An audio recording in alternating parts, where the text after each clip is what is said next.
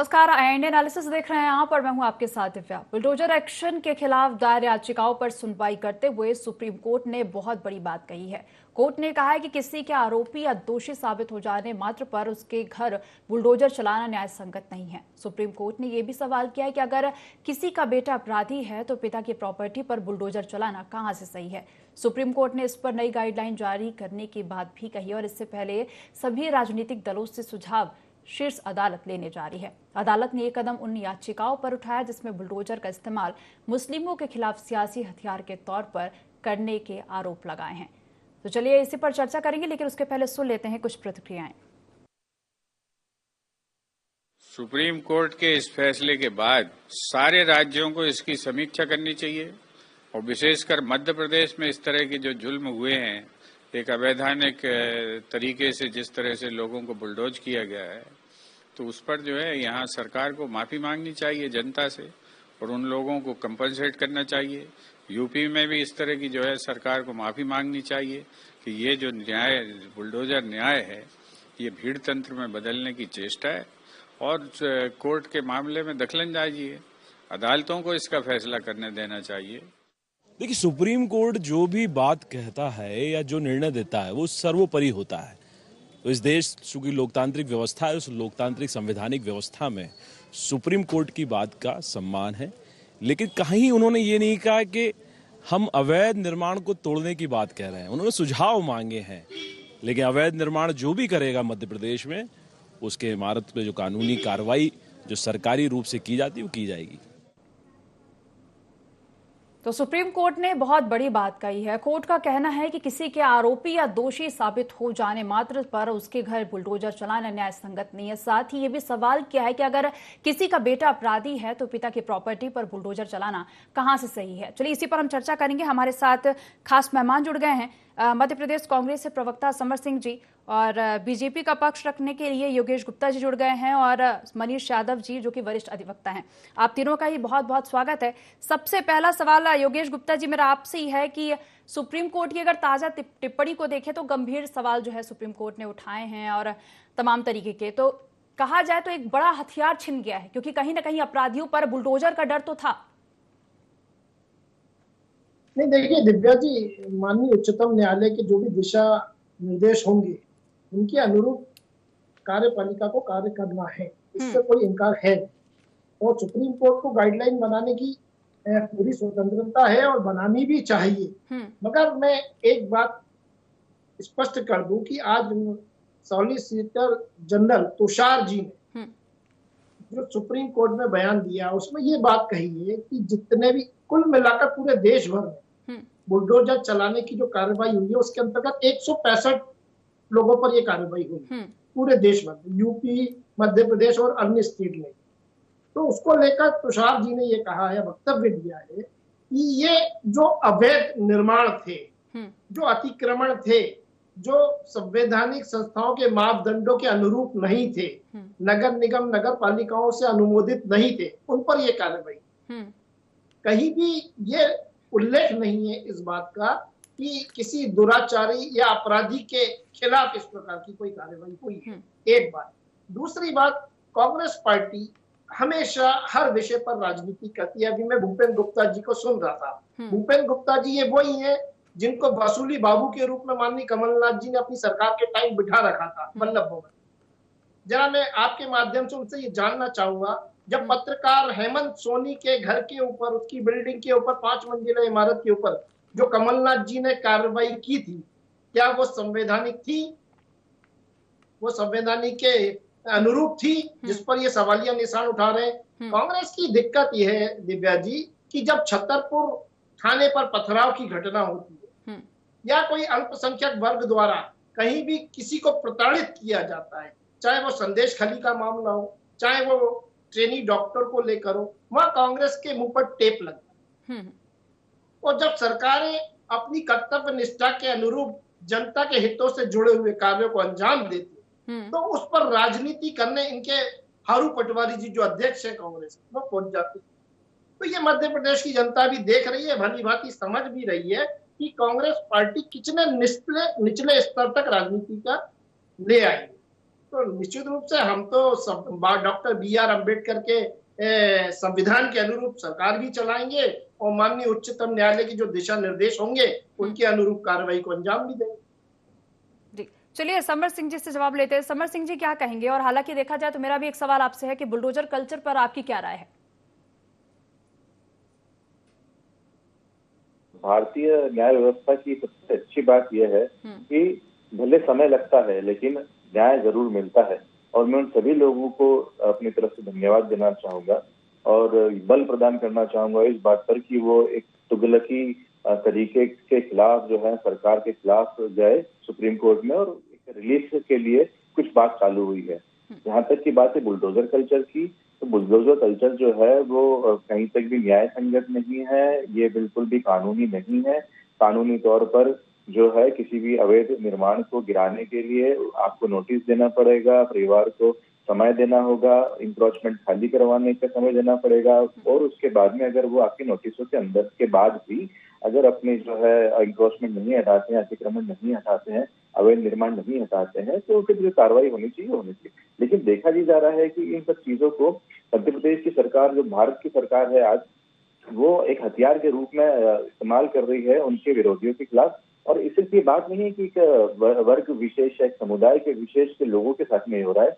देखिए बहुत सारी हमने चीजें देखी यहाँ पर कि उद्योगपति जो कि नेता मंत्रियों के विरोध में थे, उन लोगों के घर गिरे, पत्रकार जो आपसे इत्तेफाक नहीं रखते थे, आपकी बातों से इत्तेफाक नहीं रखते थे, उनके घर गिरे हैं। जो अपोजिशन के जो नेता है उनके खिलाफ कार्रवाइयां होती है। और जहां तक योगेश जी ने भी बताया कि पत्रकार सोनी की, योगेश जी आपने बात करी, आपको पता है पत्रकार सोनी का जो मुख्य व्यवसाय क्या था? वो वहां पर एक माय होम नाम से डांस बार चलाते थे, जहां पर शिलांग से और जो हमारे पूर्ववर्ती राज्य हैं यहाँ से लड़कियों को खरीद के लाया जाता था, उनसे वेश्यावृत्ति और डांस करवाया जाता था। इसके लिए बहुत सारे समय से 20 साल से तो फिर आपकी सरकार है तो उस पर कोई आपने कार्रवाई नहीं की थी, उसको आपका संरक्षण था। उसके फोटोग्राफ जो है माननीय नरेंद्र मोदी जी के साथ में, आप चाहें तो मैं आपको गूगल करके दिखा सकता हूँ, तो उसको पत्रकार ना बोले। पहले तो जो डांस बार चलाता है वो पत्रकार नहीं हो सकता, जो वेश्यावृत्ति करवाता है वो पत्रकार नहीं था, पहली बात। तो न्याय व्यवस्था के अंदर एक चीज ऐसी है कि हमें जब तक कि एक बात से कहा जाता है कि person is innocent until he proven guilty, तो जब तक वो अपराधी जो है, जब तक उसके ऊपर आरोप सिद्ध नहीं हो जाता है तब तक उसे अपराधी नहीं मानना चाहिए। एक आरोपी होता है और आरोप पे लगे हुए आप देखिए कितने सारे हमारे देश के अंदर हमने घटनाएं देखी हैं कि लोगों के साथ में जो है जो लोग रहते हैं वो जेल में रहते हैं, उसके बाद जब न्याय मिलता है तो पता चलता है कि वो उस अपराध के लिए जेल में है जो उन्होंने कभी किया ही नहीं। तो ये हमारी न्याय व्यवस्था की ये प्रणाली है, इसी के तहत जो है कार्य होना चाहिए। और ये जो हथियार आपने बना लिया था योगेश जी, भारतीय जनता पार्टी ने जो हथियार बना लिया था कि जो भी हमारे विरोधी है उनको ध्वस्त करने के लिए, तो ये अच्छी बात नहीं थी। और हम चाहते हैं कि योगेश जी और इनकी पार्टी का स्वागत करें और भारत की न्याय व्यवस्था को सुदृढ़ चलाने के लिए और जो लोगों का विश्वास न्याय पे बना रहे, इसके लिए कार्रवाई इस दिशा में आप लोग कार्य करें। क्योंकि आज जो भी व्यक्ति है, मजलूम है, वो आपकी तरफ देखता है, क्योंकि आज आप सत्ता के अंदर हैं, 10 साल से मोदी जी सत्ता में है और हमने देखा कि किस प्रकार से लोग उन्हें चाहते हैं, जो आप जैसे बोलते पूजा कर रहे हैं या कुछ कर रहे हैं, तो उनकी नजरों में कम से कम ईश्वर जैसी एक छवि तो बनाने की कोशिश करें। खैर वो बायोलॉजिकल नहीं है, ये बात अलग है, लेकिन फिर भी हम चाहते हैं कि आप एक ऐसा उदाहरण पेश करें इस देश के लिए जहां पर लोगों की जो है वो न्याय व्यवस्था के अंदर आस्था बनी रहे। चलिए योगेश जी जवाब दे दीजिए। देखिए दिव्या जी, भारतीय जनता पार्टी तो सदा ही लोकतंत्र पर, न्यायतंत्र पर भरोसा करती आई है और उसी के अनुरूप अपनी संसदीय और विधायिका की कार्यवाही को अंजाम देती रही। कांग्रेस ही हमेशा से देश की संवैधानिक संस्थाओं पर हमेशा सवालिया निशान उठाती रही है। इनके युवराज यदा कदा आज भी इस प्रकार के सवालिया निशान उठाते हैं। एक वर्ग विशेष की राजनीति करने में माहिर कांग्रेस जो तुष्टीकरण करती है, जबकि इस प्रकार की जो 165 लोगों पर कार्रवाई हुई है उसमें सभी वर्ग के लोग शामिल है, जिसको खुले दिल से मेरे मित्र समर सिंह जी ने स्वीकार भी किया। और जो प्रोसीडिंग उन्होंने बताई कि अतिक्रमण अवैध निर्माण को हटाने के लिए होनी चाहिए, वो प्रोसीडिंग होती है समर सिंह, तब पश्चात कार्रवाई। अचानक से कोई निर्णय कभी इम्प्लीमेंट नहीं होता। तो ये बात तो हुई आपकी। दूसरी बात, कांग्रेस पार्टी को वहां भी अपने कर्तव्य का निर्वहन करना चाहिए कि जब विशेष वर्ग के लोग एक हमारी कानूनी संवैधानिक संस्था छतरपुर थाने जैसी जो देश के नागरिकों की सुरक्षा जिनके जिम्मे, उनके ऊपर पथराव कर, तो पुरजोर निंदा ही नहीं बल्कि जो पार्टी का पदाधिकारी था शहजाद अली, उसको तत्काल प्रभाव से निष्कासित भी करना था और कड़ी भर्त्सना करनी चाहिए थी, बजाय उसका पक्ष लेने के और उसके प्रति संवेदनशीलता को रखते हुए जो विवेक तनखा जी ने बयानबाजी की थी वो निश्चित ही निंदनीय है।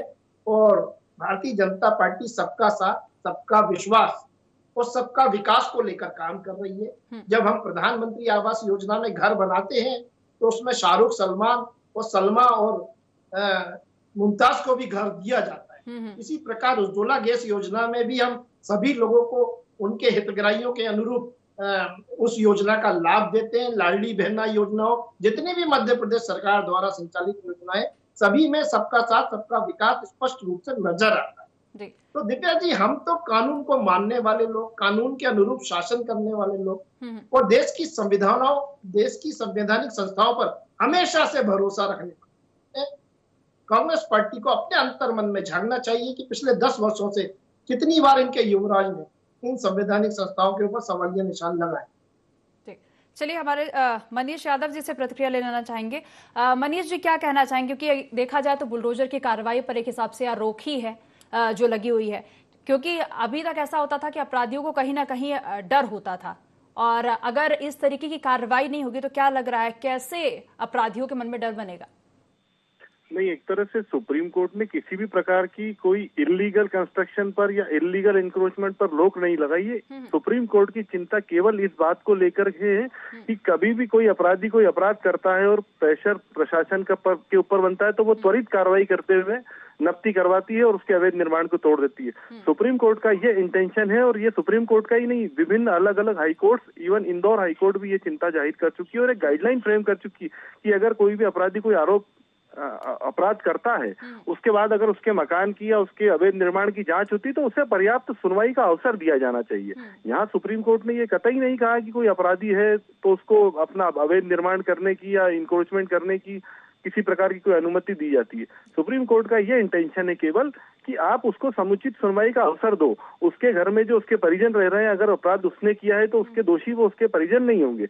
या एक मामले में तो अभी शायद उदयपुर में घटना हुई थी कि कोई छात्रों के 2 गुटों में विवाद हुआ था, तो उसमें से एक शायद कोई वर्ग विशेष का आरोपी था, तो वो किसी किराए के मकान में रहता था, तो उसके मकान मालिक के मकान तोड़ दिया गया। जबकि सुप्रीम कोर्ट का ये कहना है, इंटेंशन है, सुप्रीम कोर्ट ने नोटिस जारी करके ये मांगा है कि कम से कम ये सुनिश्चित हो कि उसको सुनवाई का अवसर दिया जाए, उसे मौका दिया जाए, क्योंकि अपना न्याय ये कहता है कि एक पक्षी को भी कोई कार्रवाई नहीं हो। और इंदौर हाईकोर्ट में भी एक उज्जैन में ऐसे ही मामला हुआ था, किसी आरोपी ने अपराध कर दिया था तो उसका पूरा घर तोड़ दिया था। बाद में हाईकोर्ट ने यहाँ पर 2 लाख का जुर्माना स्थानीय प्रशासन पर लगाया था। तो सुप्रीम कोर्ट ने कभी भी किसी अवैध निर्माण को रोकने के संबंध में कोई गाइडलाइन अभी फिलहाल जारी नहीं की है।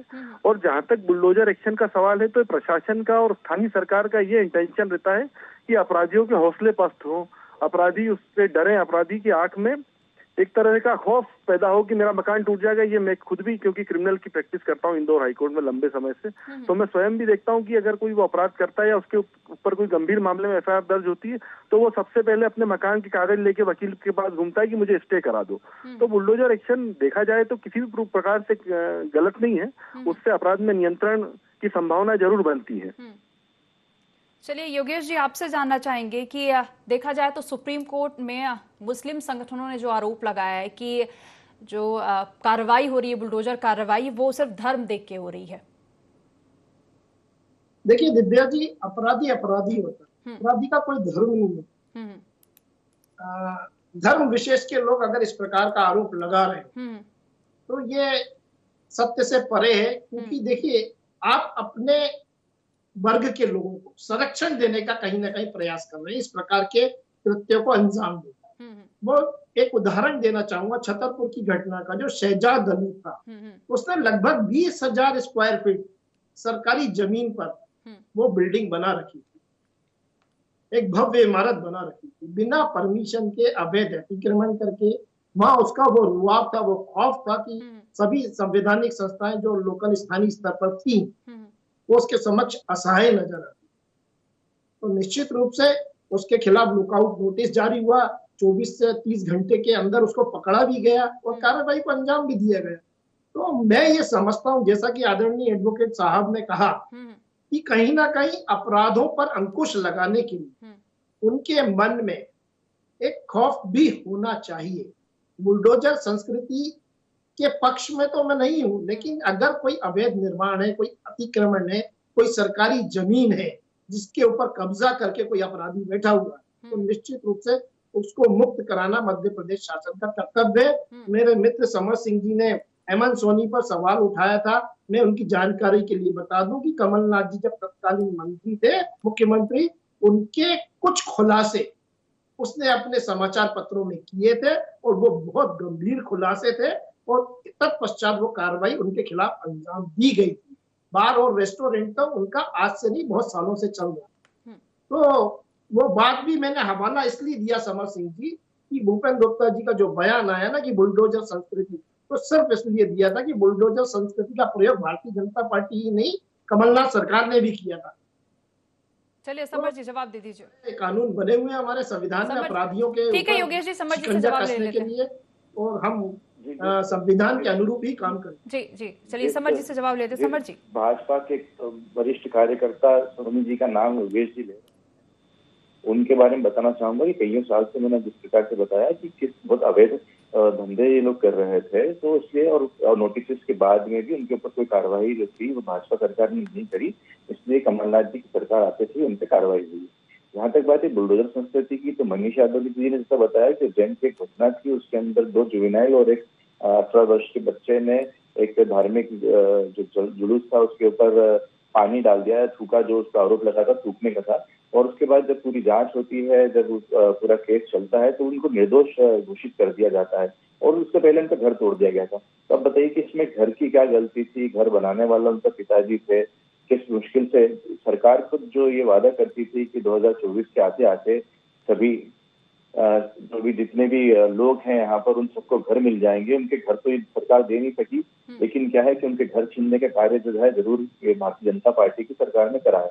और जहाँ तक मनीष जी ने बताया है कि उदयपुर की घटना हुई है, उदयपुर की घटना के अंदर वो भी जुवेनाइल जस्टिस के हिसाब से उसका केस चलना चाहिए था। जहाँ तक मेरी जानकारी है वो 11वीं कक्षा का छात्र था, तो मेरे ख्याल से 18 वर्ष से कम ही होगा, तो उसके ऊपर जुवेनाइल जस्टिस के माध्यम चलना था, जो कि हमारी सरकार एक जो प्रक्रिया है कानूनन उसका पालन करना चाहिए था, लेकिन वो पालन नहीं होता है। और होता क्या है कि अपने वोट बैंक की राजनीति को चमकाने के लिए इस प्रकार के कार्य किए जाते हैं। और जहाँ तक बुलडोजर की संस्कृति की बात है, ये बिल्कुल भी मानवीय नहीं है और बिल्कुल भी लोकतांत्रिक नहीं है, संवैधानिक नहीं है, तो इसकी बिल्कुल पूरी मुखालफत करते हैं। योगेश जी, समर जी का कहना है कि वोट बैंक की राजनीति के लिए ऐसे काम किए जाते हैं, साथ ही कई तरीके के आरोप भी उनके हैं। समर सिंह जी फिर बात को गलत तरीके से कोट करें। जो 165 कार्रवाई कुल हुई है, आज के प्रमुख समाचार पत्रों में छपा है। समर सिंह जी थोड़ा सा तथ्यात्मक जानकारी लेकर बैठे निवेदन का, उसमें स्पष्ट रूप से ये उल्लेख है कि सभी 165 कार्रवाइयों को अतिक्रमण, अवैध कब्जों के ऊपर उसको किया गया जो नगर पालिका, नगर निगम के मापदंडों के अनुरूप नहीं। कहीं भी इस बात का उल्लेख नहीं है कि अपराधों को लेकर या दुराचारों को लेकर इस प्रकार की कार्रवाई को अंजाम दिया गया है। हमारे सॉलिसिटर जनरल तुषार जी ने भी अपना वक्तव्य दिया है सुप्रीम कोर्ट में। तो ये थोड़ा सा इन तथ्यों को तो आप ध्यान में रखें अपनी बात कोर्ट करने से पहले। और ये जो आप एक वर्ग विशेष की राजनीति करने पर उतारू हैं, आपके युवराज हिंदुओं को हिंसक बताते हैं, हिंदुओं का लगातार सनातन का अपमान करते हैं, तो ये थोड़ा सा उचित नहीं है। बाकी मैं बुलडोजर संस्कृति के पक्ष में नहीं हूं, कानून को अपना काम करना चाहिए। अब कानून सम्मत अगर बुलडोजर चलेगा, देखिए बुलडोजर संस्कृति भारतीय जनता पार्टी नहीं लेकर आई, ये बहुत लंबे समय से श्रीमती इंदिरा जी के टाइम में भी इसका यूज किया गया है, अगर आपको स्मरण हो तो समर सिंह जी ये संविधान के अनुरूप अगर नहीं है तो कांग्रेस की पूर्ववर्ती सरकारों ने इसका उपयोग क्यों किया? अब उच्चतम न्यायालय ने बोला है गाइडलाइन देंगे, निश्चित रूप से थोड़ा इंतजार करिए, धैर्य धारण करिए, वो भी गाइडलाइन आएगी, उसके अनुरूप सारी सरकारें पालन करेंगी। करना ही पड़ेगा ना, सुप्रीम कोर्ट है वो, आपकी मर्जी थोड़ा ना चलेगी सरकार। समर जी, लेकिन देखा जाए समर जी, योगेश जी ने बोला कि सिर्फ अतिक्रमण के लिए हो रहा है, तो आप बताइए। मैं बताता हूँ कि जिन्होंने जहां जहां बुलडोजर चलाए हैं उनके आसपास के 10 घरों को बता सकता हूँ कि वो भी जो घर थे वो अतिक्रमण के अंतर्गत आ रहे थे, उसका अवैध प्रकार का निर्माण, लेकिन उनपे क्यों नहीं चलता है? क्योंकि वो उनके खिलाफ कोई ऐसा कोई आरोप नहीं लगता है और ना वो सरकार की खिलाफत करते हैं। मैं आपको बहुत सारी घटना ऐसी बता सकता हूँ। उमंग सिंघार जी जो परसों बताए थे 4 दिन पहले, उन्होंने कई वक्तव्य था कि जहां पर भी जो पत्रकार होगा, मैडम दिव्या तिवारी जी, आपसे आग्रह करूंगा मैं कि आप खुद ही पता लगा लीजिए ना कितने पत्रकारों के घर से पिछले साल भर के अंदर जो है वो अतिक्रमण और अवैध निर्माण का बुलडोजर चला। आपको खुद ही स्थिति साफ हो जाएगी क्यों चला है। ठीक है, तो ये जो है ये बदलेगी राजनीति। लेकिन देखा जाए समर जी, तो बुलडोजर की अगर बात की जाए तो बुलडोजर तो आपकी सरकार में भी चले हैं। विधिवत रूप से नोटिस प्रदान किए गए थे, उसके बाद में अवैध काम चल रहा था, शराब चल रही थी, वेश्यावृत्ति चल रही थी, डांस बार चल रहा था। वहां से महिलाओं को लेकर जो शिलांग और मेघालय की कुछ लड़कियां थी वहां पर पाई गई थी। अगर आप पूरी तरीके से उस खबर को अखबार को पढ़ेंगे उस जमाने के, तो आपको इस बात का ज्ञान होगा कि क्यों चलाया गया था। देखिए, वहां पर ना तो कोई घर था, ना वहां पर कोई बच्चे रहे थे, ना वहां पर कोई सरकारी कर्मचारी था, ना वहां पर कोई पत्रकार था, ना वहां पर निगम कर्मी था, ना वहां पर कोई बिजनेसमैन था। बिजनेस किस चीज पे चलता था ये चीज देखिए ना। और जिस चीज पे बुलडोजर चले हैं उनको बिल्कुल जमीन दोष कर देना चाहिए। ये तो हम भी कहते हैं और मानते हैं इस चीज को। और अगर आज कल से आज भी इस प्रकार के अवैध धंधे करने वालों पर, अवैध शराब बेचने वालों पर, भू माफियाओं पर, रेत माफियाओं पर, खनन माफियाओं पर बुलडोजर चलाएंगे, तो हम अगर वो विधिवत रूप से उनको नोटिस प्रदान करेंगे तो हम जिसके जो है आपके साथ कांग्रेस पार्टी खड़ी हुई है, लेकिन उसका उपयोग एक हथियार के रूप में करना। चलिए मनीष जी से, समर जी, मनीष जी से प्रतिक्रिया ले लेते हैं। मनीष जी का क्या कहना है? मनीष जी, देखिए, देखा जाए तो कानून के जानकार हैं आप, और अगर बुलडोजर कल्चर को साइड किया जाए तो फिर अपराधियों पर एक्शन के लिए और क्या प्रोसेस होने चाहिए? अल्टीमेटली प्रॉब्लम कहाँ होती है? सुप्रीम कोर्ट की चिंता ये है कि जब अपराधी अपराध कर देता है तभी क्यों अवैध निर्माण नजर आते हैं, क्योंकि अवैध निर्माण कोई अचानक से तो प्रकट होता नहीं है। अब जैसे जिस कोठी की बात की जा रही है वो कोठी तो सालों से बनी हुई थी, उसकी 20-25 साल पुरानी बनी हुई थी, तो प्रॉब्लम वही तो क्रिएट हुई। सुप्रीम कोर्ट की चिंता जाहिर करने का कारण यही है कि जब उसने कोई अपराध किया उसी समय आपको एकदम से नजर आई और आपने चंद घंटों में उस कोठी को जमींदोज कर दिया। और उसके साथ में एक चीज और बड़ी विशेष रही कि उसमें उसके साथ उसकी 3 गाड़ियां जो थी वो गाड़ियां तक उन्होंने नष्ट कर दी। तो इन सब चीजों के कारण देखा जाता है कि ये तो बिल्कुल कानून के विपरीत चीज हो गई है, इसलिए सुप्रीम कोर्ट ने चिंता जाहिर की। और ये भी बिल्कुल सच है कि जो सॉलिसिटर जनरल ने रिपोर्ट पेश की है कि जितने भी निर्माण तोड़े गए वो एडमिटेडली वो अवैध निर्माण थे, वो सीमा से अधिक बनाए गए थे या शासकीय भूमि पर कब्जा किया गया था। और दोनों प्रवक्ताओं ने एक विशेष बात की है, जीतू सोनी इंदौर का मामला था जो, उस जीतू सोनी वाले मामले में मैं ही वकील रहा हूँ, तो उसमें एक प्रवक्ता गण का ये आरोप है कि उसके अंदर अवैध कार्य चल रहे थे या जो भी कुछ चल रहे थे। तो मैं उसमें बता दूं, उसमें नागालैंड या पश्चिम अपने शिलोंग या मेघालय की कोई भी लड़की नहीं थी, उसमें सारी लड़कियां जो थी वो पश्चिम बंगाल की थी। वो अपने पति और बच्चों के साथ वहां रह रही थी और वो सब डांस करती थी वहां पर। और उस पर आरोप ये था जीतू सोनी पर कि वहां पर वो वेश्यावृत्ति कर रहा था, उसको कहीं 3 या 4 साल तक जेल में भी था।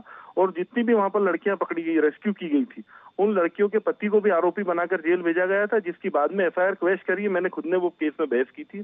और उस मामले में भी जब उनकी होटल तोड़ी थी तो एक पास में हमारे हाईकोर्ट के पास में बेस्ट वेस्टर्न होटल थी, उसको भी कोई सुनवाई का अवसर नहीं दिया था। तत्कालीन जो भी सरकार उस समय थी, कमलनाथ सरकार, उन्होंने कोई सुनवाई का अवसर नहीं दिया था। एक रात के अंदर उनके ऊपर अरेस्ट की भी कार्रवाई की थी और उनकी सारे निर्माण तोड़ने की कार्रवाई की थी। तो चलती तोड़फोड़ की कार्रवाई को हाईकोर्ट ने स्टे किया था उसी समय कि आप बिना सुनवाई का अवसर दिए ऐसी तोड़फोड़ की एक तरफा कार्रवाई नहीं कर सकते। और सारी एफआईआर क्वेश करी थी। कोर्ट ने माना था कि किसी भी लड़की को वहां जबरदस्ती रख के कोई गलत काम नहीं करवाया जा रहा है। वो ऑर्डर की कॉपी मेरे पास है, आप बोलेंगे तो मैं प्रोड्यूस कर दूं, क्योंकि उनमें मैं वकील नहीं था होटल की तरफ से। चलिए ठीक है मनीष जी, इस प्रतिक्रिया को यही रोकना चाहेंगे, फिलहाल समय की कमी के चलते। आप तीनों ही मेहमानों का जुड़ने के लिए बहुत बहुत धन्यवाद। तो बुलडोजर एक्शन को लेकर गंभीर सवाल सुप्रीम कोर्ट ने उठाए हैं और इस पर नई गाइडलाइन जारी करने की बात भी कही है। फिलहाल देखने वाली बात होगी कि अगली सुनवाई में क्या गाइडलाइन जारी होती है। आई इंडिया एनालिसिस में फिलहाल इतना ही। आप देखते रहिए ID24। नमस्कार।